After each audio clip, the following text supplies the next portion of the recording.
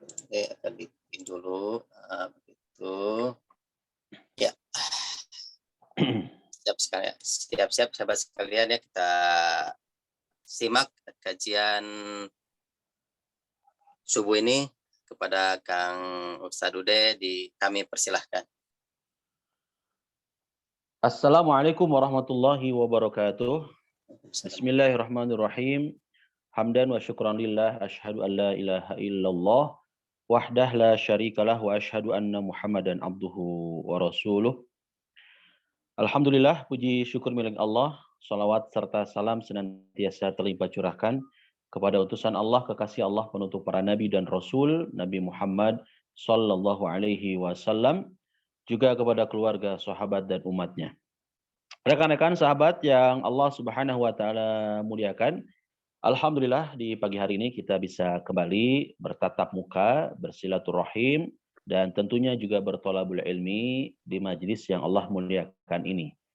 Tema yang akan kita bahas sebagaimana yang sudah dipaparkan, disampaikan melalui poster di medsos, yakni 4 prinsip hidup muslim.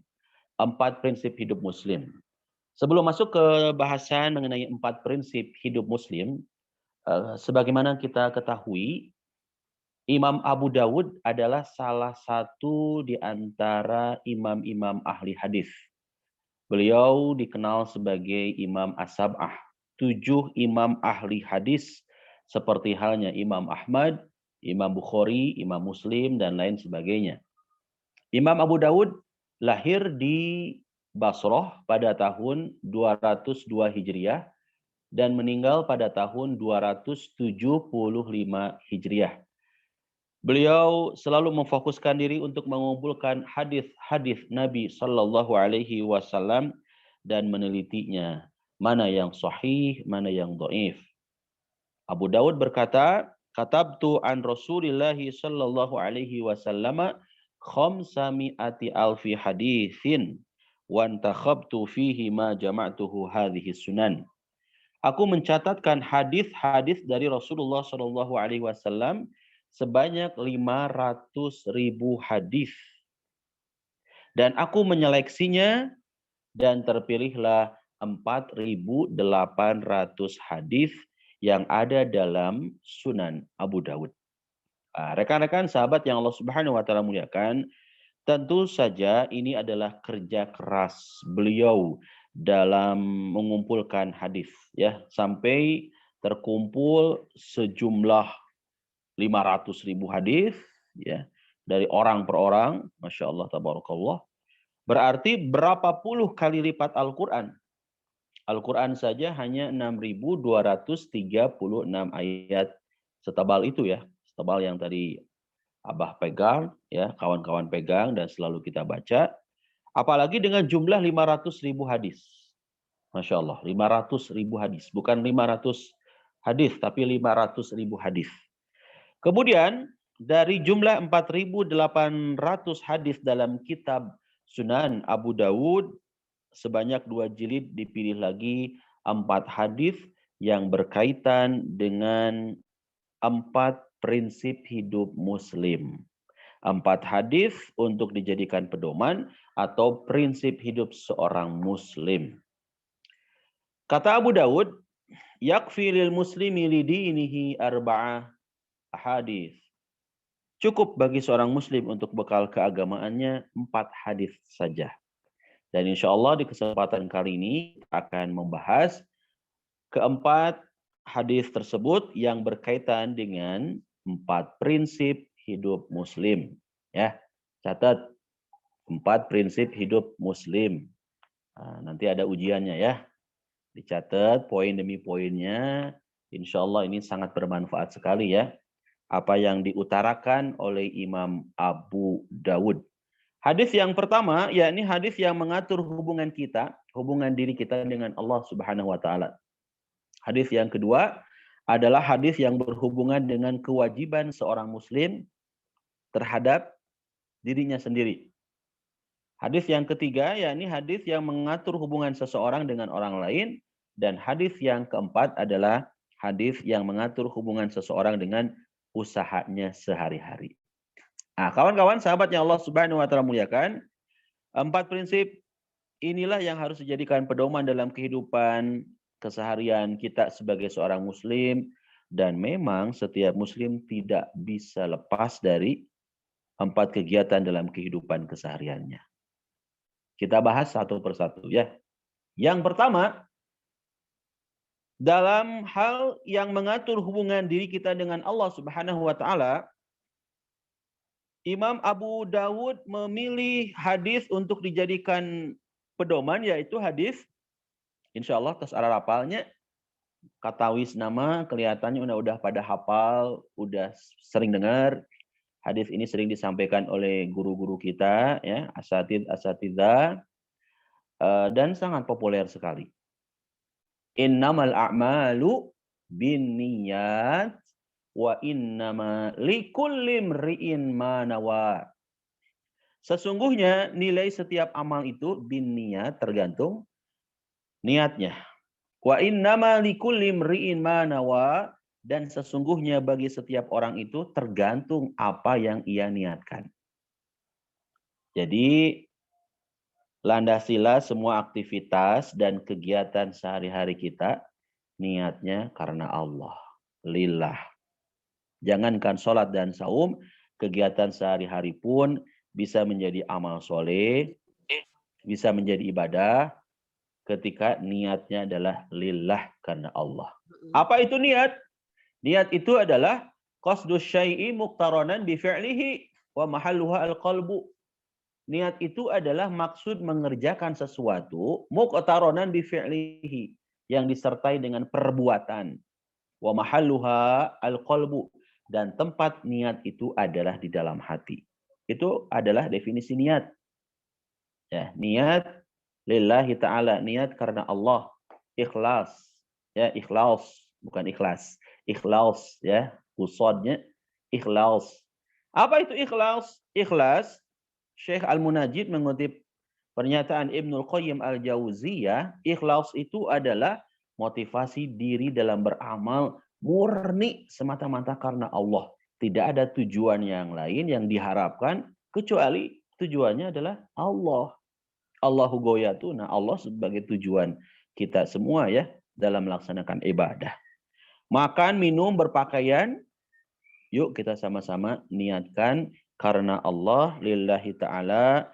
Demikian juga bertani, berdagang, berbisnis, jualan. Bismillah, niatkan karena Allah. Dan ternyata nilai lillahi ta'ala itu, sahabat-sahabat, akan bermakna dan bernilai ibadah. Ya, akan bermakna dan bernilai ibadah. Pertanyaan yang kemudian muncul, naon sih ibadah teh? Apa itu ibadah? Ibadah itu adalah al-ibadah ya at-taqarrubu ilallahi ta'ala bimtithali awamirihi wajtinabi nawahihi wal amali bima adzina bihi syari'. Jadi ibadah itu adalah at-taqarrubu ilallahi ta'ala, mendekatkan diri kepada Allah ta'ala, Allah Subhanahu wa ta'ala.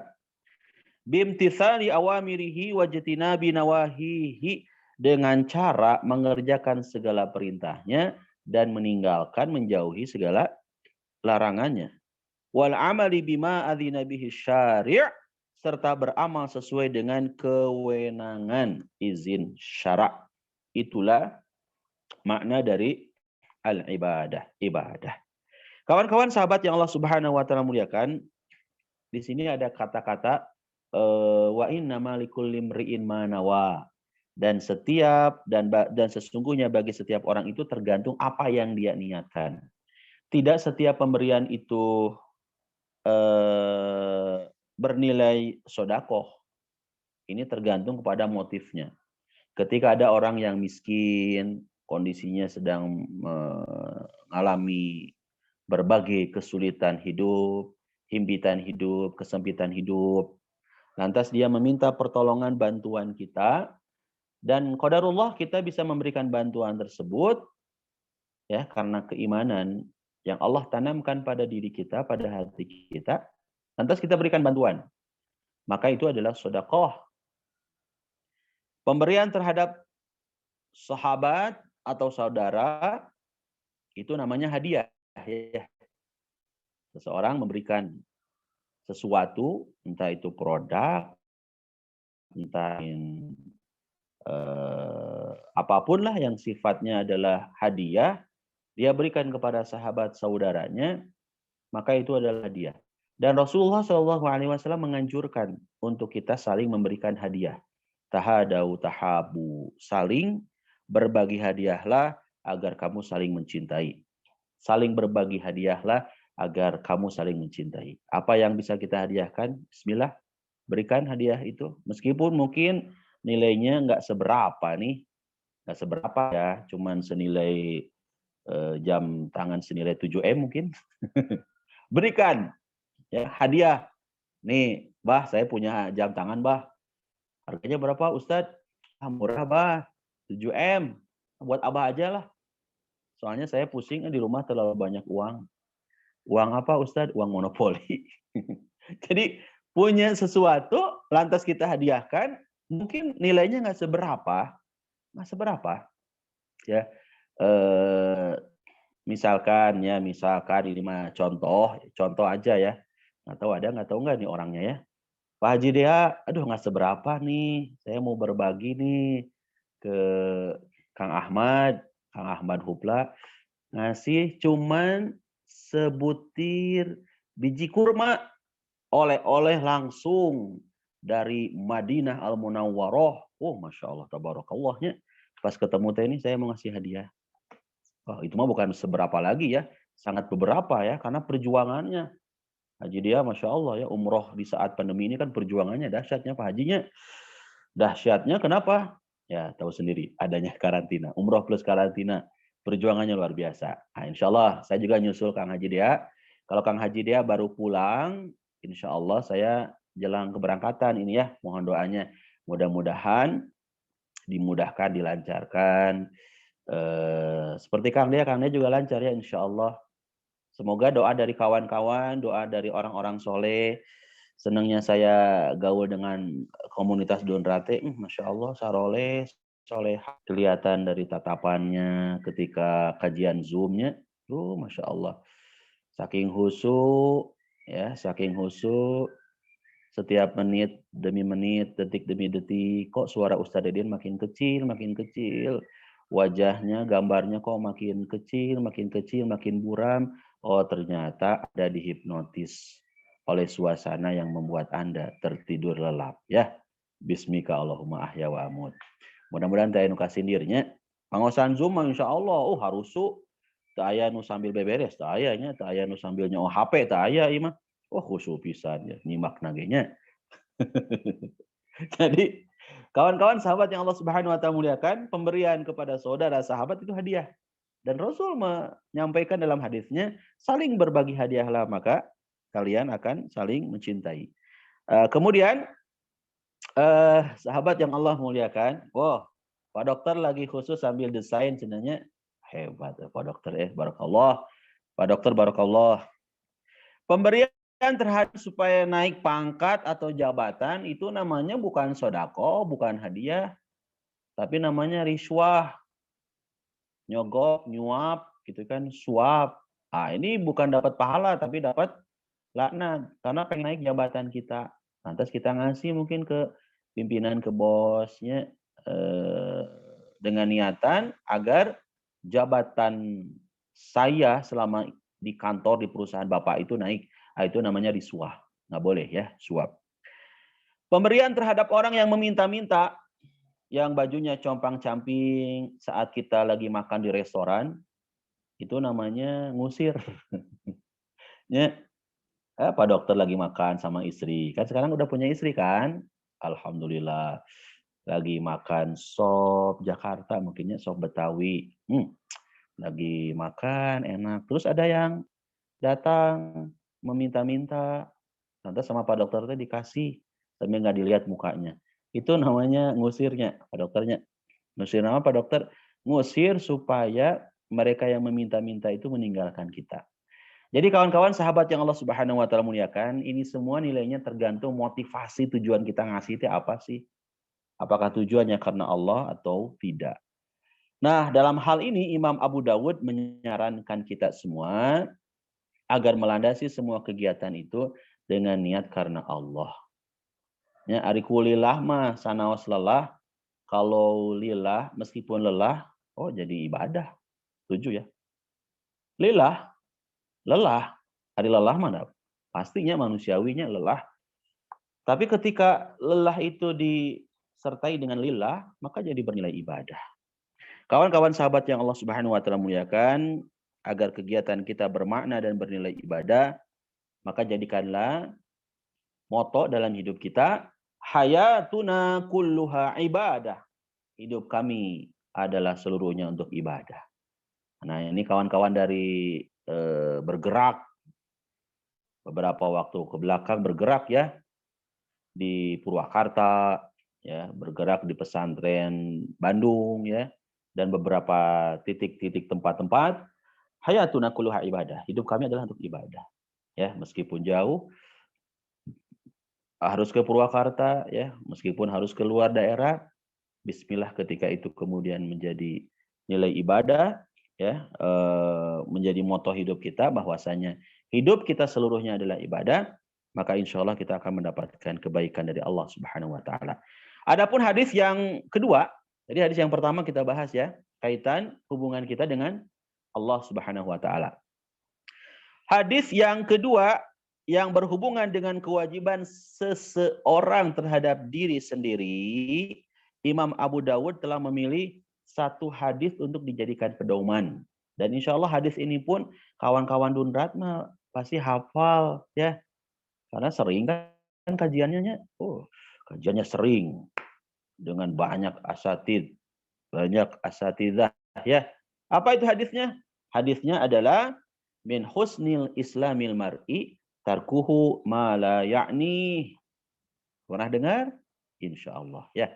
Min husni islamil mar'i tarkuhu ma la ya'ni. Sebaik-baik Islam seseorang ialah meninggalkan apa-apa yang tidak bermanfaat baginya. Sebaik-baik Islamnya seseorang ialah meninggalkan apa-apa yang tidak bermanfaat baginya. Catat. Jadi, keren banget ya. Kalau kita amalkan ini hadis yang begitu mulia dari Rasulullah Shallallahu Alaihi Wasallam yang tercantum dalam Sunan Abu Dawud, yakni min husni islamil mar'i tarkuhu ma la ya'ni. Sebaik-baik Islam seseorang itu ialah meninggalkan apa-apa yang tidak bermanfaat. Cok, kalau kita evaluasi pada diri kita, muhasabah, sudah sejauh mana sih amal-amal yang kita lakukan? Apakah amal-amal perbuatan, perilaku, akhlak yang kita lakukan ini lebih banyak manfaatnya atau ternyata banyak yang tidak bermanfaatnya, banyak yang sia-sia, banyak kata-kata, perkataan, ucapan, juga perbuatan yang lebih menyakitkan perasaan orang lain dibandingkan dengan ucapan, perkataan, perbuatan yang justru menenangkan, menyejukkan, bermanfaat bagi orang lain. Ingat, khairun nas anfa'uhum linnas. Sebaik-baiknya manusia adalah orang yang bermanfaat bagi orang lain, ya. Dan Masya Allah, Tabarakar Rahman, kegiatan Dunrat, kegiatan bergerak, ini berupaya untuk mengamalkan hadis Rasulullah Shallallahu Alaihi Wasallam untuk menjadi orang-orang yang bermanfaat bagi umat, ya. Nah, kawan-kawan sahabatnya Allah Subhanahu Wa Taala muliakan, nggak sedikit ya orang yang kemudian zaman now hari ini mengisi waktu, bukan mengisi waktu, mungkin menghabiskan waktu ya dengan kegiatan-kegiatan yang nggak ada manfaatnya. Coba tanya pada diri kita ya, ini ketika saya melakukan sesuatu ini manfaat nggak ya? Seharian saya main handphone ini manfaat nggak ya? Coba renungkan. Kalau kemudian kita bisa ngatur, memanage waktu kita handphone, ada waktunya, kemudian yang dilihat, yang ditonton pun berupaya untuk melihat sesuatu yang bermanfaat buat kita, kajian kah? Atau Ustaz saya mah nggak kajian, tapi tutorial membuat burger, nah, biar enak ya, tutorialnya. Ya sah-sah saja boleh ya. Terus Ustadz yang saya tonton YouTube mah cara membersihkan batu taman misalkan. Nya kan segala aya nama di YouTube teh nya. Segala aya. Ustaz saya mah yang manfaatnya mau lihat-lihat ini ada desain-desain rumah di YouTube, di Instagram supaya jadi inspirasi buat saya ngebangun rumah, merenovasi rumah dan sebagainya. Silakan kalau itu jadi manfaat buat kita ya. Ya tentu kajian-kajian juga Masya Allah tabarakallah ya. Banyak yang sekarang bertebaran di media sosial itu pun sangat bermanfaat bagi kita. Jadi tanyakan, apakah apa yang kita lihat, apa yang kita kerjakan, apa yang kita lakukan ini banyak manfaatnya atau ternyata nggak ada manfaat, nggak ada manfaat tinggalkan. Baik, saya persingkat. Hadis yang ketiga sekarang ya. Jadi hadis yang pertama, hadis yang mengatur hubungan kita dengan Allah. Hadis yang kedua, hadis yang berhubungan diri kita ya dengan ya diri kita sendiri, kewajiban diri kita sebagai seorang muslim terhadap diri kita. Hadis yang ketiga adalah hadis yang mengatur hubungan seseorang dengan yang lain. Ya, hadis yang mengatur hubungan kita dengan orang lain, ya. Dan kita tahu bersama yang namanya manusia itu makhluk sosial, tidak bisa hidup sendiri, ya, membutuhkan pertolongan, bantuan orang lain. Sekaya-kayanya orang kan nggak bisa hidup sendiri. Kaya tuh, kaya raya, bung, harna luar biasa. Nggak bisa hidup sendiri, perlu, butuh banget pertolongan, bantuan orang lain. Setinggi-tinggi apapun jabatan Anda, saudara-saudara, ya, nggak bisa hidup sendiri, butuh dukungan kan ya. Betul tidak? Apalagi kalau menjelang pemilihan, ya, entah pilwalkot, entah pilgub, entah pilpres, kan kita sebagai manusia sosial nggak bisa hidup sendiri, butuh dukungan dari orang lain. Oleh karena itu kawan-kawan, manusia hendaklah peduli kepada lingkungannya. Dalam hal ini Abu Dawud memilih satu hadis untuk dijadikan pedoman dalam berinteraksi dengan yang lain. Hadisnya pun insya Allah sudah pada hafal dan sudah pada sering dengar. Kata Rasulullah Shallallahu Alaihi Wasallam, la yu'minu ahadukum hatta yuhibba li akhihi ma yuhibbu li nafsihi. Tidak sempurna iman seseorang hingga dia mencintai saudaranya sebagaimana dia mencintai dirinya sendiri. Kawan-kawan sahabat yang Allah Subhanahu wa taala muliakan, berarti sikap seorang muslim itu terhadap yang lainnya hendaklah kita mencintai orang lain sebagaimana kita mencintai diri kita sendiri. Setuju ya? Nggak ada orang yang nggak cinta terhadap diri kita. Nggak ada orang yang nggak sayang terhadap diri kita masing-masing. Pasti kita cinta. Nah, kecintaan diri kita itu kemudian juga diaplikasikan, diimplementasikan, diwujudkan kepada kecintaan kita kepada orang lain, terhadap orang lain. Maka kita kalau memahami hadis ini tentu tidak akan bertindak kepada orang lain yang sekiranya melukai hati, perasaan, mengecewakan orang lain. Kenapa? Karena hati kita pun, diri kita pun nggak mau kan disakiti. Ya, hati yang tersakiti kata Rosama ya. Ku menangis, membayangkan hati yang tersakiti. Kita nggak mau disakiti hati kita ya. Nggak mau kita dikecewakan, maka kita pun berupaya untuk jangan menyakiti perasaan teman kita. Jangan mengecewakan perasaan teman kita. Dikhianati ada yang mau nggak di sini? Oh, nggak mau. Nggak mau dikhianati. Seperti perilaku Mas Aris di film Layangan Putusnya, nggak mau kan. Si Kinan itu dikhianati. Karena Mas Aris punya perempuan lain yang bernama Lydia. Aduh, sakit banget itu teh. Sakit banget. Dikhianati. Gak mau. Maka kita sebagai seorang muslim, sebagai seorang mukmin berupaya dengan sekuat tenaga kita, jangan kau sakiti perasaan orang lain. Karena kau pun tidak mau disakiti oleh orang lain. La yu'minu ahadukum hatta yuhibba li akhihi ma yuhibbu li nafsihi. Jangan tidak akan sempurna iman seseorang sampai dapat mencintai saudaranya seperti mencintai dirinya sendiri. Maka kawan-kawan, sikap seorang muslim terhadap saudaranya akan penuh dengan rasa, ya, tenggang rasa, penuh ukhuwah, saling pengertian.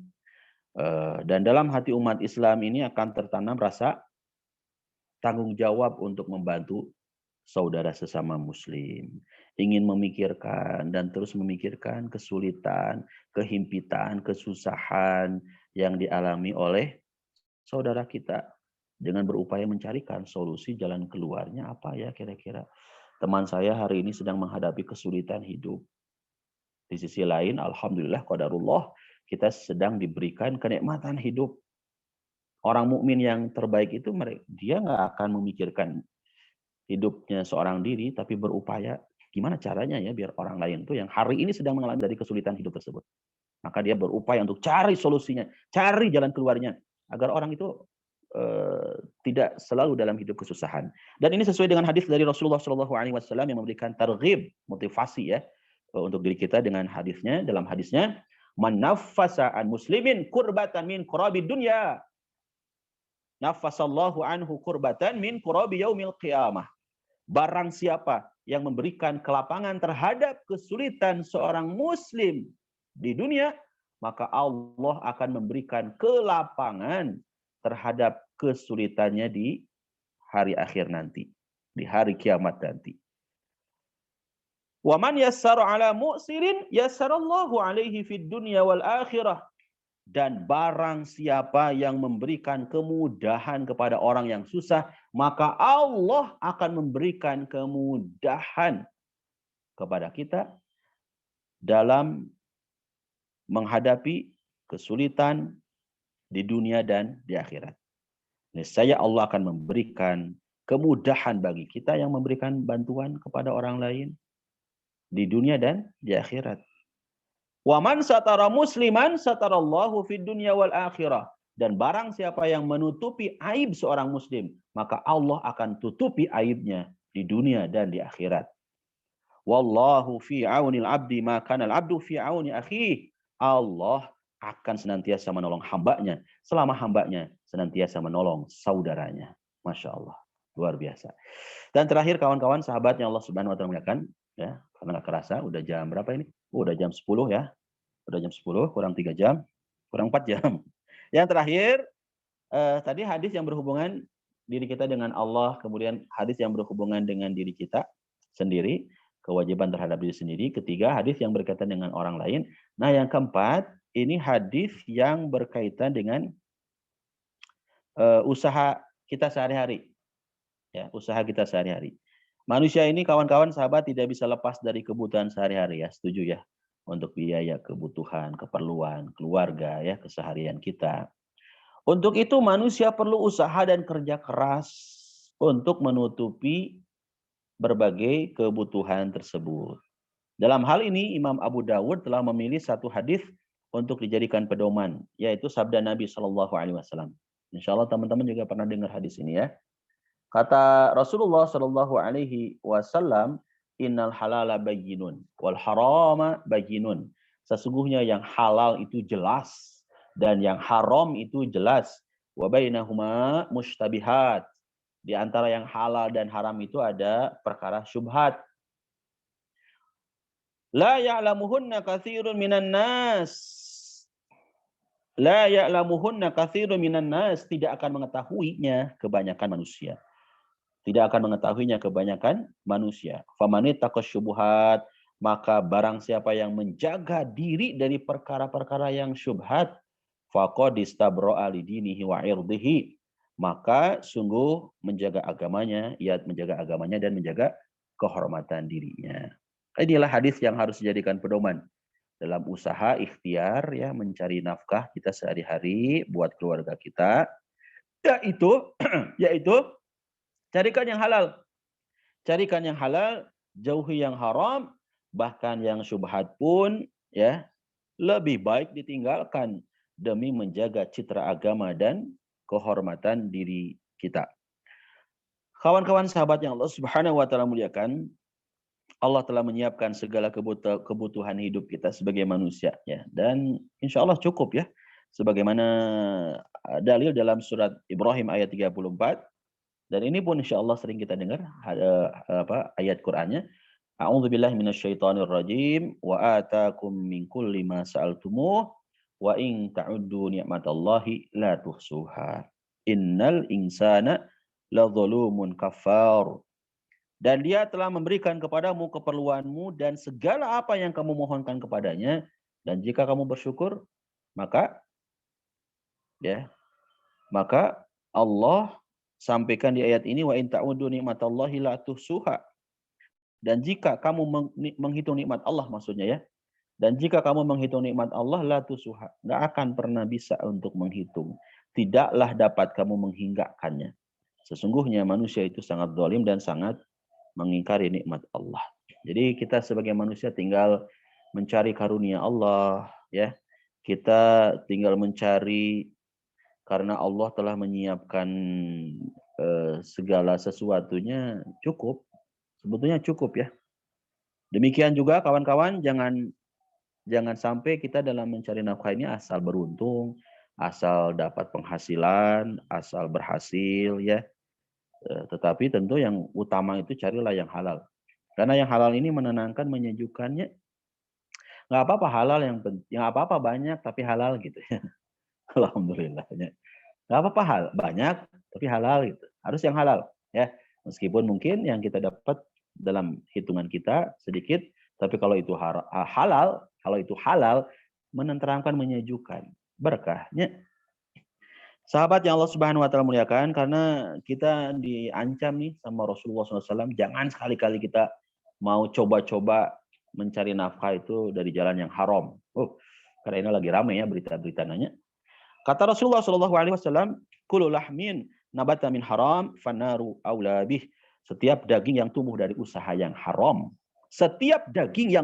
usaha yang haram, maka neraka berhak untuk melalapnya. Na'udzubillah min dzalik. Kawan-kawan sahabat yang Allah Subhanahu wa taala muliakan, mungkin itulah ya gambaran secara umum 4 prinsip hidup seorang muslim yang dipaparkan oleh Imam Abu Dawud. Saya ulang ya. Pertama, landasilah semua kegiatan hidup kita dengan niat karena Allah. Jadikanlah moto hidup kita hayatuna kulluha ibadah. Seluruh hidup kita adalah ibadah. Kedua, sebaik-baik Islam seseorang itu adalah tinggalkan apa-apa yang sekiranya tidak bermanfaat bagi diri kita. Sebaik-baik Islam seseorang, yakni meninggalkan apa yang sekiranya tidak bermanfaat bagi dirinya. Yang ketiga, cintailah orang lain seperti kita mencintai diri kita sendiri. Dan yang keempat adalah carilah usaha yang halal untuk memenuhi kebutuhan keluarga. Tinggalkan praktek-praktek yang haram, bahkan jangankan yang haram, yang syubhat pun lebih baik ditinggalkan demi citra dan nama baik agama dan kehormatan diri kita. Semoga dengan 4 prinsip hidup seorang muslim itu bisa difahami dan kita berupaya untuk mengamalkan ya. Wallahu a'lam bishawab. Alhamdulillah yang tadinya rada gelap ya, kita zoom sekarang udah mulai terang. Berarti itu tandanya sudah siang dan sarapan pun sudah siap disajikan. Bagi yang sudah menikah bersyukur seperti Pak Dokter, karena dulu kebingungan untuk mencari sarapan tuh harus keluar rumah. Sekarang alhamdulillah Pak Dokter yang baru menikah sudah ada yang menyiapkan. Mungkin itu juga ya. Mungkin ya, karena bisa jadi terpisah oleh ruang dan waktu. Mungkin bisa jadi istrinya di Jakarta, Pak Dokter di Cimahi. Mungkin. Tapi saya tidak bisa meraba-raba ya. Ya itu mungkin, Mbah. Cukup? Siap, Bang Ode. Jazakallah khair kepada Kang Ustadz yang telah memaparkan begitu banyak sekali ilmu ya sahabat sekalian. Alhamdulillah. Semoga apa-apa yang beliau sampaikan dapat kita amalkan tentunya ya sahabat sekalian untuk di kehidupan sehari-hari. Amin, amin, amin. Alhamdulillah kita sudah di ujung acara sahabat sekalian. Untuk acara selanjutnya yaitu informasi tentang kegiatan bergerak ya untuk minggu ke depan. Silakan kepada Kang Dani untuk diinformasikan. Ya, bismillahirrahmanirrahim. Assalamualaikum warahmatullahi wabarakatuh. Waalaikumsalam. Waalaikumsalam.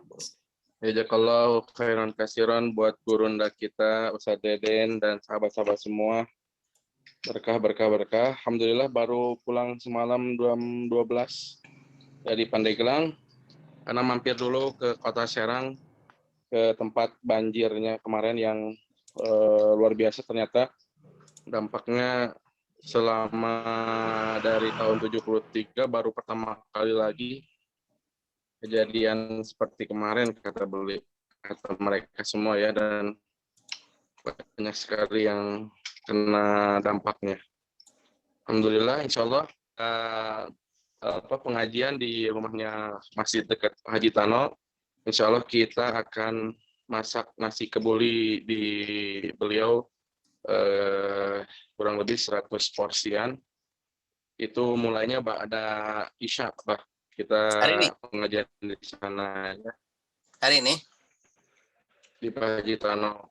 Yes, betul sekali hari ini, Bah. Jadi ada imam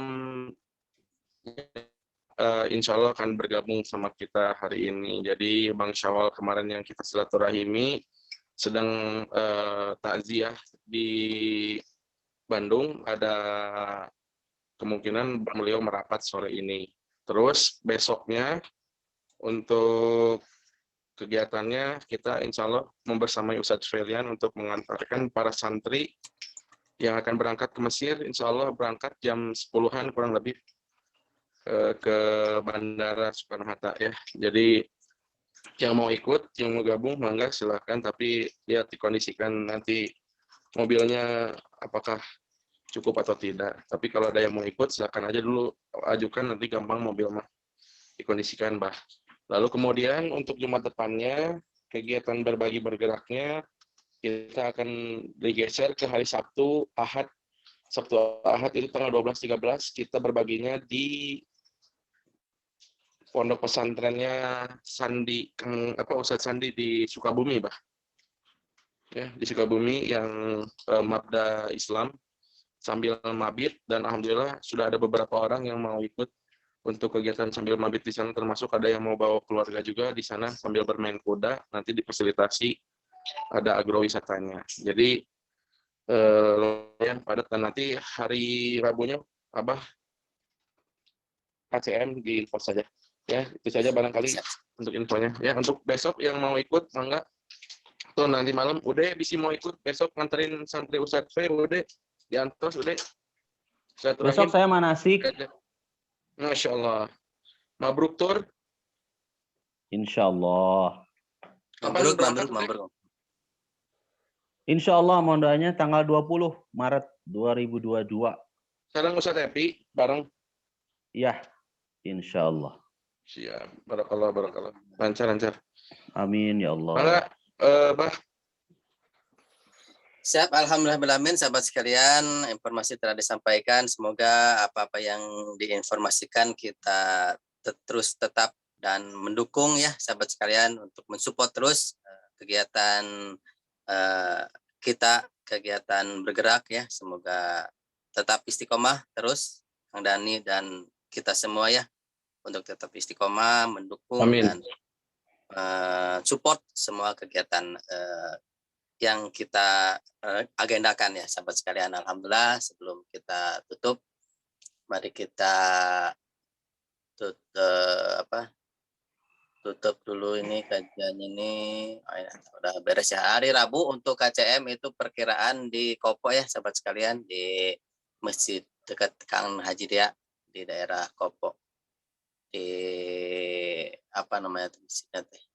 Saya belum fix Kang Hajinya, baru beres karantina mungkin ya, jadi kecapean. Alhamdulillah, terima kasih kepada Kang Uda, jazakallah khair. Kita tutup kajian ini dengan membaca doa kafaratul majlis ya sahabat sekalian, dan alhamdulillah bersama-sama, alhamdulillahirabbil alamin. Alhamdulillah. Asyhadu an la ilaha illa anta subhanaka Allahumma wa bihamdika astaghfiruka wa atubu ilaik. Selamat bergerak, selamat beraktivitas, karena udah kita screenshot ya dengan di tadi. Jadi tidak usah ini lagi ya sahabat sekalian, karena udah di screenshot sama saya. Jadi Barakallah. candid gitu Semangat bergerak. Jadi tidak ada tanya jawab ya sekarang mah ya, udah pada ngerti lah. Tanya jawabnya paling tentang ini gitu ya. Terima kasih kepada sahabat sekalian yang selalu hadir di kajian ini. Selamat bergerak, selamat beraktivitas. Assalamualaikum warahmatullahi wabarakatuh. Waalaikumsalam warahmatullahi wabarakatuh. Waalaikumsalam warahmatullahi